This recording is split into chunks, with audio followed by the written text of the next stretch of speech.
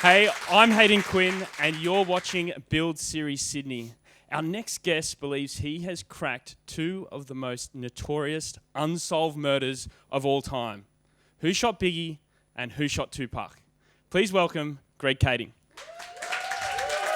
Thank you very much. It's such a pleasure to be here. I appreciate it. First up, welcome to Australia. Thank you very much. I'm having a great time. Yeah, and you're here for your live show. Mm-hmm. You've done a couple of shows already.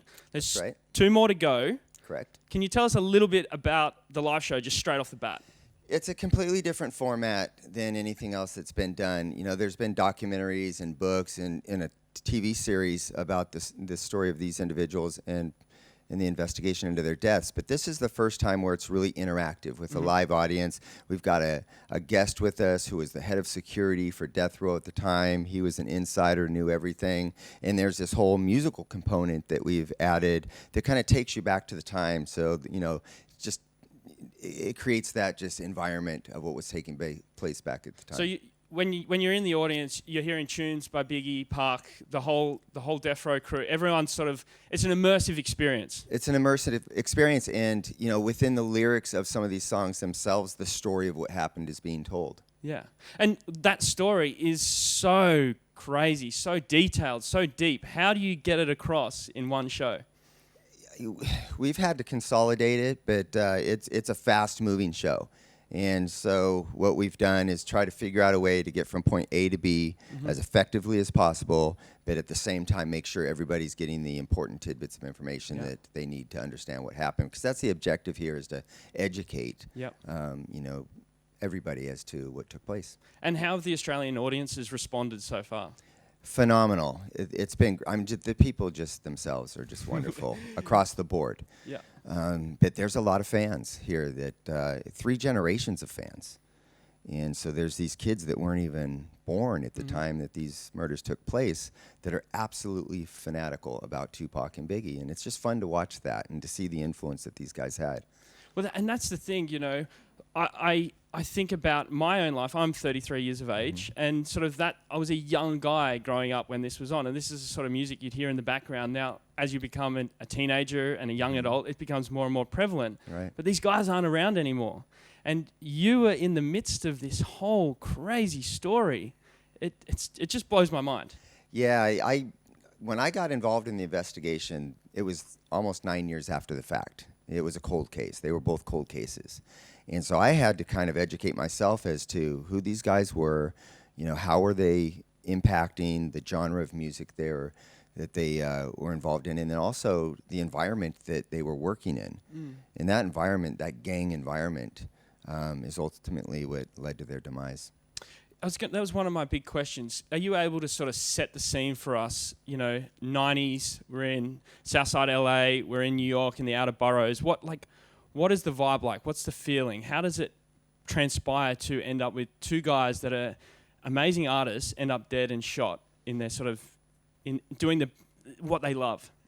Right, because it got beyond the music. It got into the association with gangs. And much of the gangster rap of the 90s was just that. It was these voices from the streets, from these impoverished kind of urban populations. And with that came all the violence that was inherent in that music. And these gang members that were associated with both Bad Boy records out of New York and Death Row records out of Los Angeles. You bring that element into your studio, you're going to have some problems. Wait, and it didn't always start out like that. Pac and Biggie were friends. They collaborated. They worked together. They shared a studio together. It sort of, there was one moment that changed everything. That's the tragedy. I mean, the whole thing's a tragedy, but that makes it even worse when you start out as really good friends and then become mortal enemies, and then both of you meet your demise as a result of that conflict. And the one thing that I always have to remind myself, and I'm sure you guys are across it, that these guys, they're in their, you know, young to mid-20s, you know. They weren't like seasoned gangsters or seasoned entertainers. They were on the rise. They were up and coming. They were brand new. 24 and 25, yes, and they had not met their full potential. They were just getting to that point, and got cut down short.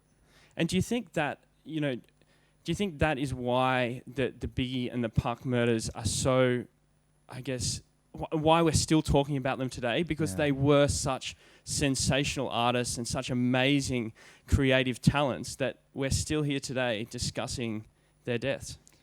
It's a combination of things. It's that they were such amazing talents, and they offered so much through their music and through their lives. You know, Pac was more than just a songwriter and a performer. You know, he was an actor, and he was a poet, and there was a whole kind of representative of his culture inherent in his background. So they were larger than life.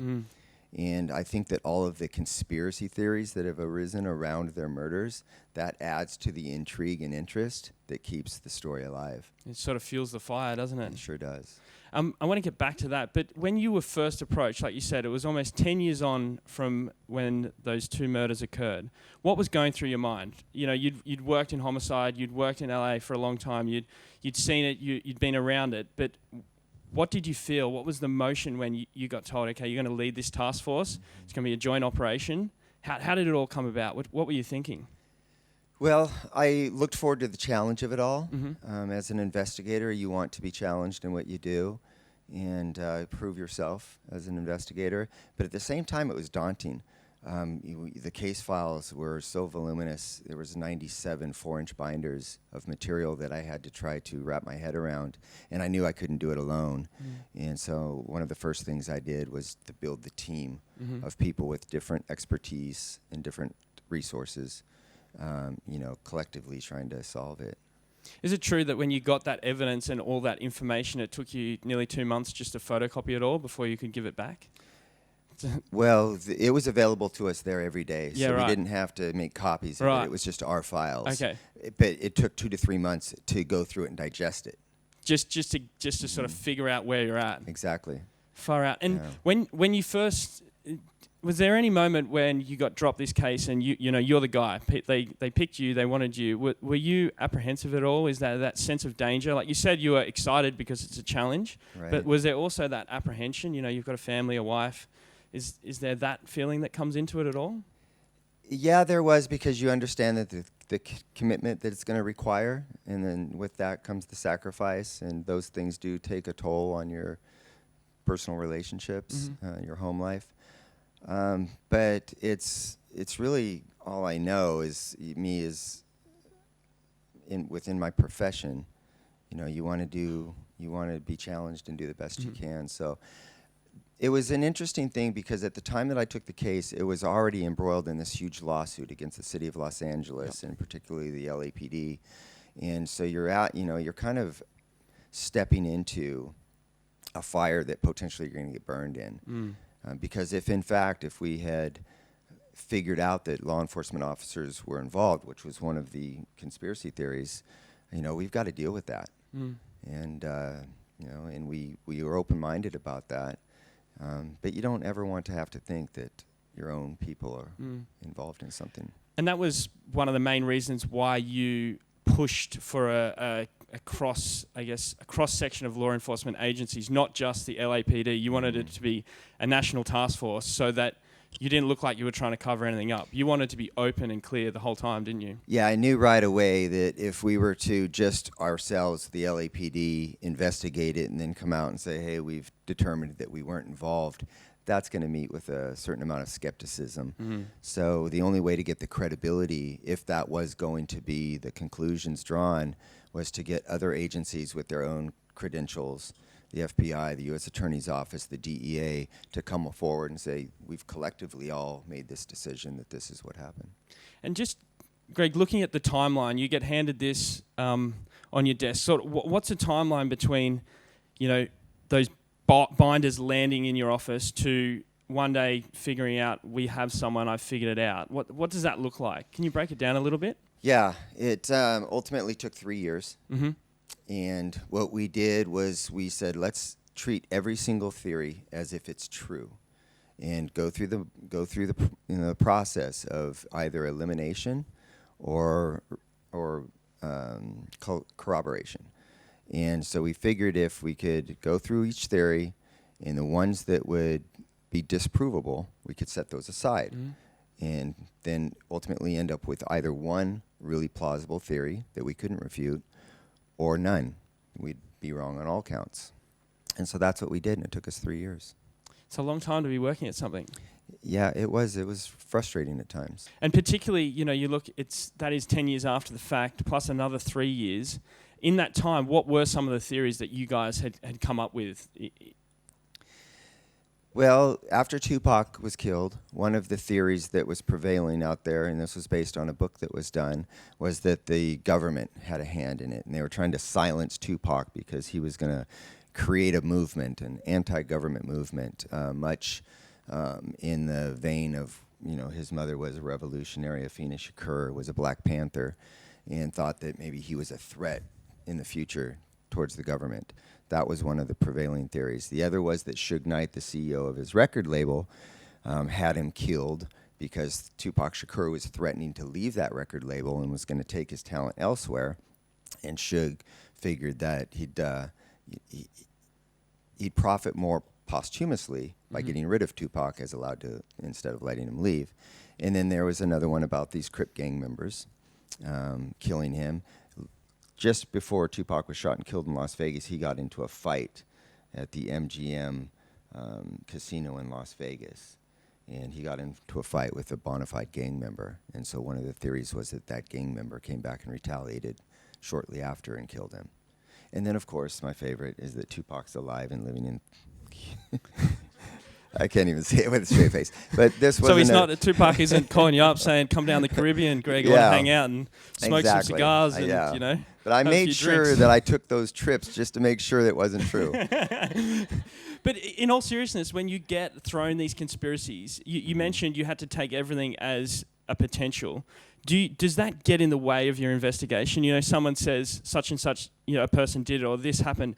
Do you then have to tick that box and do the due diligence and say, no, that didn't happen, put it aside? Sure, you have to. You have to go through that process, because you never know what you're going to discover. Sometimes there's elements of a theory that is disproven that still has valuable information. Mm-hmm. All of the things that build a conspiracy theory don't necessarily have to be erroneous or wrong. It's just the final conclusions are sometimes wrong. And when you look at those conspiracies, do you have a favorite? Like you mentioned the one that Puck's still alive. That makes you sort of. I saw the giggle and smile you had. Yeah. But are there any others that have come across your table and you've just gone, this is amazing? Well, the government one was a little bit far-fetched. Mm-hmm. The idea the United States government's going to have these guys in Las Vegas, these 4 African-American hitmen in a white Cadillac, and it was just, we had to address it, but that one right off the start was a little bit far-fetched. It was extreme. Yeah. If the U.S. is going to do that, they're not going to do it in the middle of Las Vegas. With, yeah. They got other ways to do that sort of stuff. Yeah, they would have gone more Jason Bourne about it. One of my favorites, and it's sort of touched on in the Netflix series, is that Oprah Winfrey had something to do with it. That was, so there was, are you guys familiar with the program America's Most Wanted? Everyone's nodding their heads. Okay. So, there was this program, and people would call in anonymously and say, hey, I know what happened. And one of the clues was that Oprah Winfrey had it done. For what reason, I wouldn't know, but... Yeah, you have to deal with all those kind of crazy leads. It's insane. And you've got through all that rubbish, all the stuff that you have to tick the box, put it aside, tick the box, put it aside. Finally, you and your team, you come up with the answers. Yeah. Let us know who killed Biggie and who killed Pac. So, Tupac Shakur was killed by this guy named Orlando Anderson. He was a Southside Crip gang member. He was the exact same individual that Tupac had gotten into a fight with earlier that evening. There was a whole bunch of other things that contributed to that, but ultimately he was the shooter. There were other co-conspirators involved, but he was the killer. And then in retaliation for that, 6 months later, Suge Knight, who was Tupac Shakur's friend and boss and CEO, he simply retaliated back against Bad Boy Records by having Biggie Smalls eliminated by another gang member from Compton, who was an associate of his who had done those type of things for him before. And that associate, that was Poochie that shot Biggie. Correct. And he was a known gun for hire, basically. He was already wanted for another murder. Yeah, right. As was Orlando Anderson, the guy who shot Tupac. So these guys were known killers. And they're both, like, being known killers. They came and, found their end, and they've been murdered themselves. Is that correct? Orlando Anderson was shot in 1998 trying to collect a drug debt. He and a couple other guys all pulled out guns, and they all ended up shooting and killing each other. And then Poochie, the guy who killed Biggie, he was riding his motorcycle up Central Avenue in Los Angeles, and a gunman came up and shot him 10 times in the back and killed him. So they both went out the same way, in the same manner that they had killed others in. It's amazing. He sounded like he went out with a blaze of glory on the bike down Central Avenue, 10 bullets in the back, far out. It's quite a life that, these guys live. It's a short life. It's short and fast. Yeah, short and fast. Some of these guys, amazingly, they've never even gotten out of their neighborhoods. Yeah, right. They spend their whole lives in that environment and watching each other die. It's crazy. Mm. It's just a cycle, isn't it? Really. It is. It's very, very sad. And when you look back at the case, what was the one moment that was the real turning point for you? What changed everything? When did you link it all together? For both cases, for both Biggie and Tupac, it was sitting down and getting the confessions of co-conspirators, people who were actually there and directly involved and contributed to the murders. That's when we knew that we'd finally made it. That we had people involved confessing. And you don't get much better than that as far as evidence. So the number one, I guess, confession was from Teresa Swan. I believe that was like the biggest amount of evidence you had to really push forward. Yeah, there was always strong suspicion that Suge Knight had Biggie killed in retaliation for what happened in Las Vegas and the killing of Tupac. So he was always the top of the list as far as suspects. But he was in jail at the time that Biggie was killed, so we knew he couldn't have done it directly. But to identify the gunman and have the intermediary, the person who was taking the information from the jail, talking to Suge, delivering the money, and getting a hold of the hitman, that was great. So it was a 3-person conspiracy. And you did a pretty amazing job in actually getting a hold of that information by aligning. There was another task force working on Teresa Swan, and you managed to sort of do a little bit of negotiation and get information. It's quite an amazing method when you look at the way you approach this to actually come out with that result. It's mind-boggling. If anyone's ever read Greg's book, it's like, if you're a police person, you should definitely read it, because it's like a handbook on how to do detective work. It's incredible. How do you figure it out? Well, again, so these were cold cases. When we started, 8 and 9 years respectively from the time they occurred, and all the conventional type of investigative methods had been exhausted.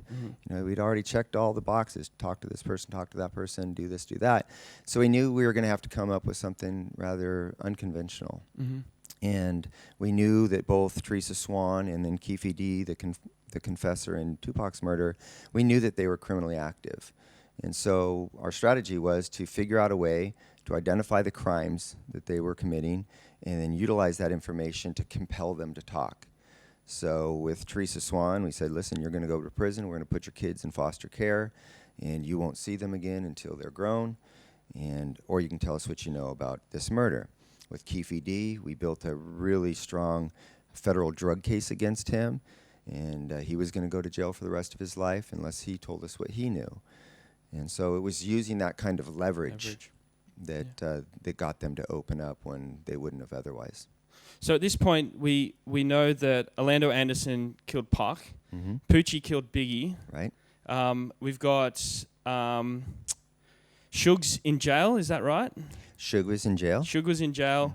And who else? We've got Keefe D. Was he in jail at the same time as well? No, Keefe D was in the car with Orlando Anderson. As a matter of fact, when they were traveling down the street in Las Vegas, they had already been looking for Tupac and Suge Knight.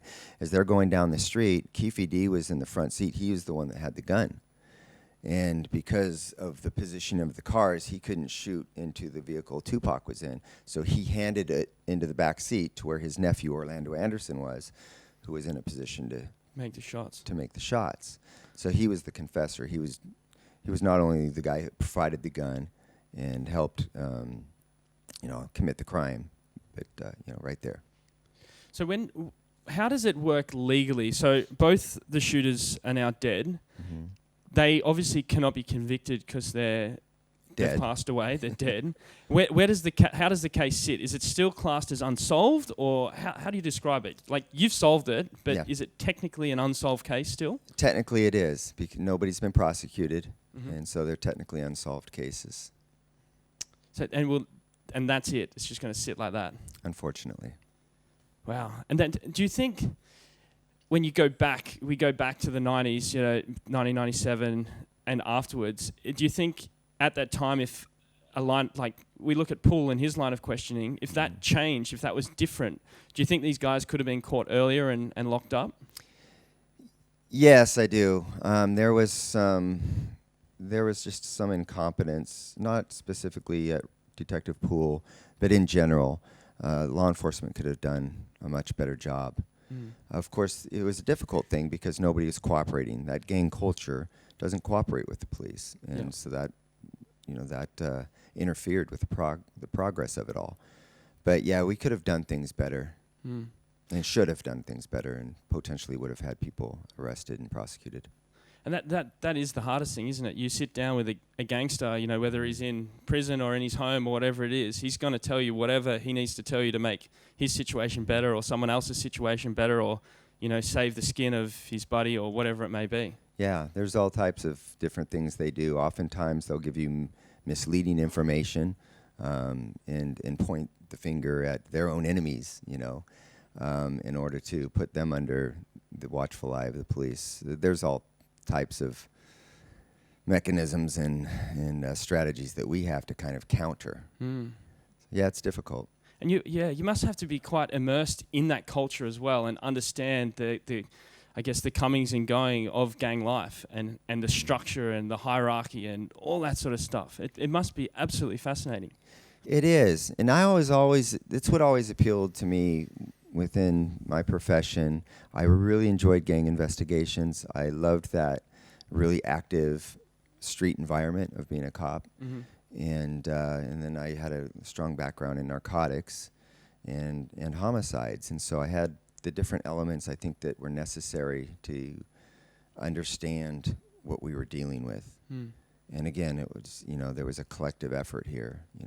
As a matter of fact, one of the first things I did when I got recruited to do the case came to the realization of what I didn't know. Right. And so I had to go out and get experts, like my partner Darren. He's African American. He is, able to kind of transcend some of the barriers that I would have encountered culturally. And then he was an absolute fanatic about the music. I didn't, I'm listening to Billy Idol. He's listening to Tupac. And so there was that, and he had been working the nightclubs. Like, he had personally met Suge Knight and Tupac Shakur and Puffy Combs. And so he had all kinds of advantages to bring to the table. And you mentioned Puff there. That's someone who we haven't sort of touched on yet. How does Puffy fit into this whole crazy web? So if we go back to 1995, 96, there was a real rivalry going on between Puffy Combs and Suge Knight. And Puffy Combs was scared to death of what was going to happen if he came to Los Angeles. Puffy Combs, his bodyguard at one point in Atlanta in 1995, had shot and killed Suge Knight's bodyguard outside of a nightclub. And so once blood was on the ground, somebody had already been murdered between these two labels. It got really, really bad. And then, you just had the CEOs, Puffy and Suge, at each other's throats. You had the artists, Tupac and Biggie, at each other's throats. And then you had their associated gangs, the Crips and the Bloods, historically being at each other's throats. And so all that fueled this fire. And what amazes me is that, this history is there. And then we look at Puffy, P. Diddy. It's like he's on movies and, in New York, and he's got this massive label. And it's hard for me to figure out and connect the two worlds, like where it started and where some of these guys are at now. Yeah, I think that he's got a lot of skeletons in his closet insofar as this case is concerned. He lost somebody very dear to him in Biggie. But at the same time, he had an indirect hand in it all by not protecting Biggie the way he should have been protected, not dealing with things in a more legitimate way by having these gang members being around them and providing security. It just wasn't good business. But this is, he was a young kid back at the time. This is 23 years ago. And, he's not the person in 2019 that he was in in the mid-90s. One thing I sort of, in doing my research and looking into it, is that a lot of these guys, Biggie, well, maybe not so much Pac, but Biggie is someone that, I don't believe he grew up in that real gangbang and gangster sort of lifestyle. It's sort of a persona that was put on, but then he had to be a part of it to keep that marketing appeal up and all that sort of, I guess, feel. But Pac, he was always in it. There was always crime and gang and drugs and things like that. How much does the scene to be a gangster rapper fit in, and how much is actual reality? Like, these guys are hardcore, they're carrying guns, they're doing this sort of stuff. Well, actually, Biggie was more from the streets. Was he? Oh, okay. Yeah, Biggie, in the Harlem area and in Brooklyn, he came up on those streets and was carrying guns and dealing dope on the corners, and began to develop his rap, and that took him on its path. But Tupac wasn't that. Right. Tupac went to ballet school, and Tupac was a poet and wanted to be an actor. And it wasn't until he went to jail, and then Suge Knight went and bailed him out of jail and brought him to the West Coast, and then started to surround Tupac with this gang element.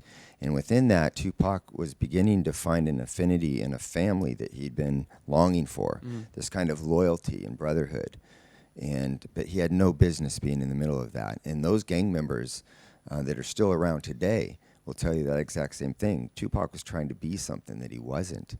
And when he ran across the lobby of that casino and slugged another gang member, he signed his own death warrant. That wasn't his business to do that. It's a big move, hey? It cost him his life. Now, one of the beautiful things about this story for everyone here watching and everyone viewing online is that they can live it out and see it performed through the Netflix series Unsolved, which is epic. You were personally involved as an executive producer or a consultant on the series? Yeah, I was involved from the beginning. The guy that created the show had approached me and asked if I was interested in doing the TV series, and one thing led to another. We wrote a pilot, and it led to Netflix picking it up and doing a 10-part series. So I was there every day and got to work in the process of writing it and developing it and all that. So it's really cool. Yeah, I was going to say, it's a bit of a step from, LAPD, detective, gangster, drugs, homicide, to TV executive producer. It's a bit of a different world, isn't it? Where it's all play guns. Yeah. Well, I would never have thought when I retired and wrote the book that it would just take on the life that it did. It's surreal. I mean, look, what are we doing here? It's crazy, hey? Yeah. And obviously, Josh Duhamel plays you in the series. Correct. You happy? No, I love him. He's fantastic. He's as good inside as he looks outside. Yeah, nice. I mean, he's genuinely just a really genuine human being, and there's no pretentiousness about him. You would never know that he's a big-name actor. By just hanging out with him. So I'm assuming you two would have spent a lot of time together to getting your character. And a lot of the time you see series or movies where, Biggie and Pac, they're both dead, so the guys can't sit down with them and actually take on their character. It must have been cool to be able to almost coach him in a way to get that across on screen. Yeah, we spent quite a bit of time together. He got to meet my family, and we talked a lot about what it was like to work on the case. He spent time with my kid. And it was really wonderful. And I don't know if you noticed in the series that he always has his baseball cap on backwards. Yeah. That's because I always wore my baseball caps backwards. And so just little things like that were just interesting to then watch on TV and go, wow, that's supposed to be me. Did it feel real? Did you feel real when you were watching it? It's surreal. Surreal, yeah. It's strange. And what did your wife think about Josh? Yeah. So I used to come home from work and she'd be, "Hey, sweetheart, how was your day today?" And then once this all started, I'd come home from the set and she'd be like, "Hey, how was Josh's day today?" One and the Wait same. a minute, what happened? Did I lose you? She's on set there, ready to do whatever. Yeah, You know. she had a real crush on him. Oh, that's for good reason. Little groupie, hey. Yeah. Oh, too good. Well, Greg, I think it's time we threw it over to our studio audience and we took a few questions from the guys and girls.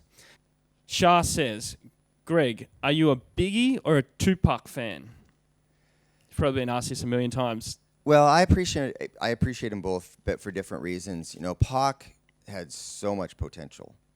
You know, he wasn't going to just be a rapper for a record label. As a matter of fact, before he died, Colin Powell had reached out to him and wanted to join forces with him to be a community activist to help stem violence in those neighborhoods that Pac had grown up in. And so he was going to become something big other than just a famous rapper.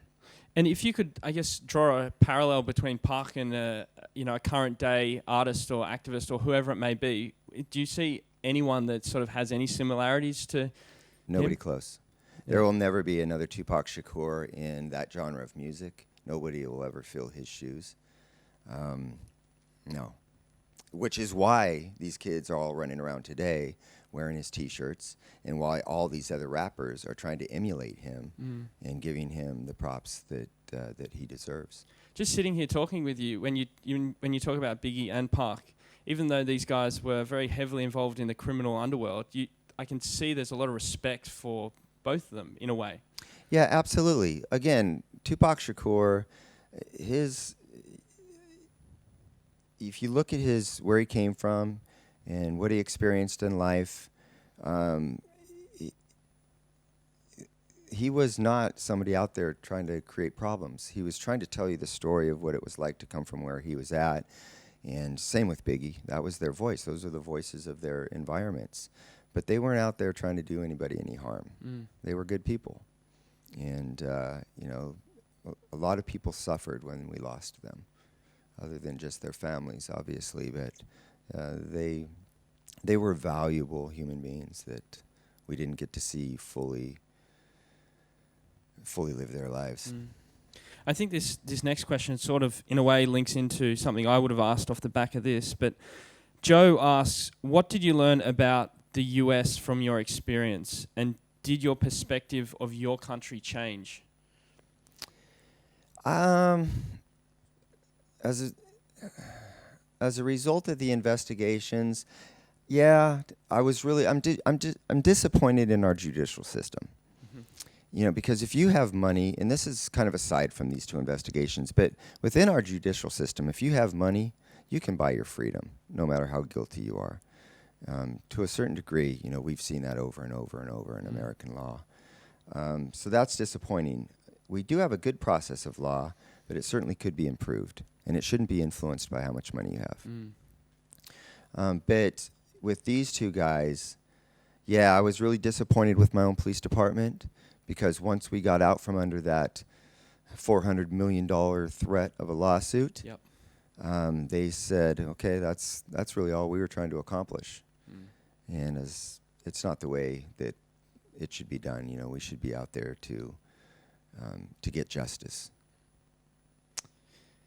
Another question. This one comes from Anonymous. Are there any gang or rap wars in society today of that same caliber? The gang culture has changed. Back in the mid-'90s, the most active gangs were the African-American gangs, the Crips and the Bloods. Nowadays, it's these transnational Latin American gangs like the MS-13 that are wreaking havoc all across the world, but particularly in the United States. The way gang activity takes place has changed from what it used to be. It's all bad, but it's definitely elevated into a different thing than it was 20 years ago. We have a question from Orsi. how similar is real investigation compared to what we see on TV in shows like CSI and things like that? Completely different. Yeah. No crime gets solved in 45 minutes. You know, when they get You didn't there, have a blue light to just like walk around with everywhere? No, I wish. No, those, getting DNA results sometimes is weeks away, and getting fingerprint results, and all of that stuff is a laborious process that takes a lot of time and is frustrating. You know, it's technologically we're advanced, but nowhere near as what they represent on television. Right. I imagine even when you look at the 1996, 97 to when you picked up the case, technology must have gone in leaps. You know, in that 10 years, technology's just skyrocketed. I tell you, just as it relates to these cases, because that's this will illustrate it, is everybody's like, well, with all the cameras and everything that are out there and all the people taking photographs, and how can you guys not know what happened? How could you not have identified? Well, if you look at the technology in 1996, and you look at there's a videotape of Tupac Shakur beating up this guy in this lobby and if somebody didn't tell you that's Tupac Shakur and that's Orlando Anderson, you would never be able to know it. That's how poor the quality was. Yeah. And this is the best that the MGM casino in Las Vegas had to offer. Yeah, they had the good stuff. There wasn't cameras at every traffic signal. People weren't carrying around, cell phones. And so, we've come a long way. But people look back at what took place with today's technological mindset. Yeah. And that's why one of the reasons they're like, we don't understand how you couldn't have solved this. There's just cameras everywhere. Well, even if you look at the Biggie shooting, if it was this weekend, you'd be able to put together a full documentary just on the cell phone footage of the shooting from that one night. Right. You know? We do this thing, it's called geofencing. And this has been a real advantage for us within law enforcement. So if a shooting takes place somewhere, we can put up what's known as a geofence, and we start to intercept everybody's tweets. We get all this information. And somebody who an investigator may not encounter or become familiar with at the scene of a crime, we go and get this information, this data, and we're like, oh, a person in apartment 4B was standing on a balcony and tweeted, wow, I just saw that. And then we can go and find that person and say, what did you see? And what? So amazing. It's amazing. We've got so much more ability to identify witnesses that were reluctant to come forward or sometimes they don't even know they're witnesses. Yeah, right. Yeah. That and that's even on the Biggie night, that almost back then, because there was no filming, it was just hearsay, he said, she said. Having there was 2,000 people in that club and then another 1,000 outside or whatever it was. Having all those witnesses must have made it almost harder because it's, he was, 4'2", or he was 6'10", or he's wearing a blue do-rag or, a red shirt. It convolutes the whole thing too. Yeah, it does. Witness testimony is oftentimes very inconsistent. So you have to kind of just find common denominators and use that to kind of move you forward. Just piecing the puzzle together. Yeah. Must be tedious work. It is. It's fun though. It's fun. It's coffee. like putting a puzzle together. If you like to build puzzles, then you would like being an investigator. We've got another question here from Anonymous. They must be scared of the Crips for this one. Not putting their name out there. What was the beef about Tupac and the Crips that led to the shooting? And do you know any details of this feud? Yes. So clearly the beef was the altercation that took place between Tupac Shakur and a Crip gang member at the MGM that night. That was really the thing that caused Tupac's death. But behind that, there was this ongoing beef going on between the Crips, who were associating themselves with Bad Boy Records, Biggie, Puffy, and then the Bloods that were affiliating themselves with Suge Knight and Death Row Records.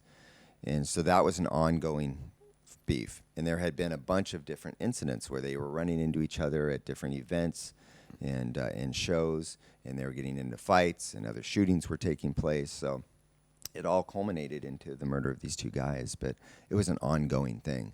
And that fight with Tupac and that gang member was just that was just what, that was just the one thing that ultimately came back to get Tupac. I got a question from Joe here. Given what you've seen over the last 20 years, where do you sit on American gun culture? Does there need to be more control? Absolutely needs to be more control. I don't think that eradicating guns in our society is the answer either, because it's a constitutional thing.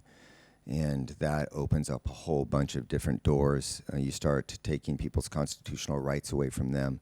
You're now opening up the door to take other constitutional rights like free speech and those type of things. So all of that has to be kind of addressed.